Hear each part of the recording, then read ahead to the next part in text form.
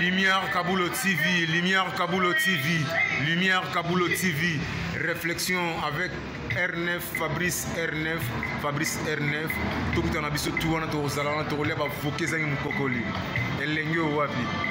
je serai toujours là pour naebisa yo. Ma belanga ewuti wapi? Payo panzanga sango mobali mabeo. Balingaka mwasi lolanga ninyango. Nengo salanga eleki makasi. Kabulo TV yo, lumière Kabulo, réflexion.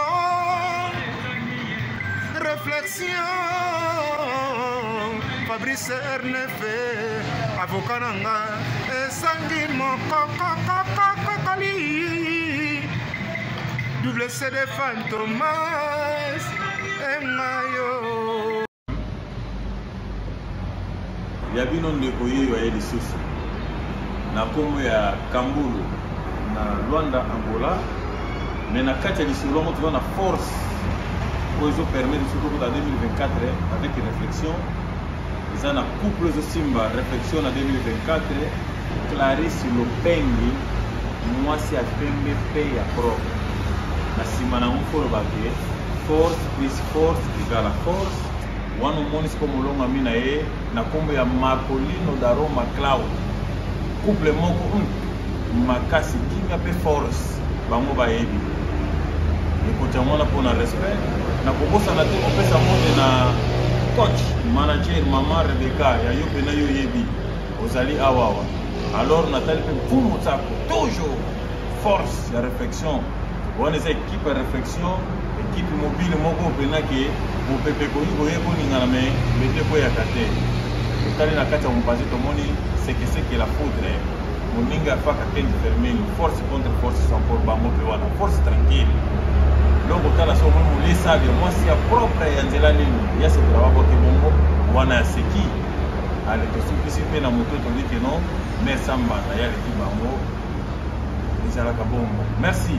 Na mutune tunamaki ezalaki ya frère na biso Fermino Fakaken atuna ike Adam na Eva na ebandela ya Bible ni na ebandela mokili babike Adam na Eva abota ikabana mibale ya mibale Kain na Abel abomaki Caïn abomaki Abel alors babenganaki Caïn na mboka oyo ezalaki ya Eden place Caïn kendaki abalaki abotaki mutune ya paka kendaki mwasi wana Caïn abotaki na yautaki wapi alors mutuna tout eza na ba réponse na mo ngape comme nazosala réflexion na ngai wana eza réflexion ya ngai ndeko nanga pozotala ngai na mokili ozali yo pepe sa réflexion na yo biso wa toujours réfléchir na makambo nyonso mais sauf kofinga c'est-à-dire yo pepe place ozali na ndako okoki réfléchir na makambo na yo par rapport à motuna oyo ezotunama na réflexion merci nga na korépondre boye par rapport à makomi natangaki awa na biblia ya basantu ya bakristo natangaki nga na koloba eteke nzambe akelaka deja bato na bakwe nyonso. Peut-être histoire va comment par la Bible besoin l'acceptation de koka pété. Dans le livre Jacques soko tali yango ba biki miracle pa Yesu basili sa monte pa le moto de sa mokina explication. Onanga réflexion ngai. Nzamba ke laka déjà batu l'air pas ke laka dana Eva. On a descendance au kaina ke na ko sala ba puta mai quelque part. Alors la réflexion ngai nzambe sa ke laka pe da biso ba kobo akelaka pe mondele akelaka chinois. On a réflexion en mais ça la réflexion ils allaient contrer oui vous avez l'explication pour que ça valable na Bible on a fait tout on dit mayo merci on les alingai de Bonabino Kambulu na pesi mbote na mokili mobimba thank you so much watu kutana sisi na mituna ya mbasi matoro ko ya dola merci chapo Service traiteur Service traiteur nos services vos services. Mariage, anniversaire, baptême, chez vous, chez nous, partout, avec Service traiteur. Sur place, et bien sûr, importé, et pourquoi pas, nous sommes là pour vous.